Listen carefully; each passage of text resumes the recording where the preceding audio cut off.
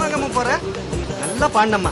Producer music director எல்லாருக்கும் ரொம்ப பிடிச்சி போச்சு. ஓ வாய்ஸ்ல ரிலீஸ் பண்ணலாம்னு பேசிக்கிறாங்கம்மா.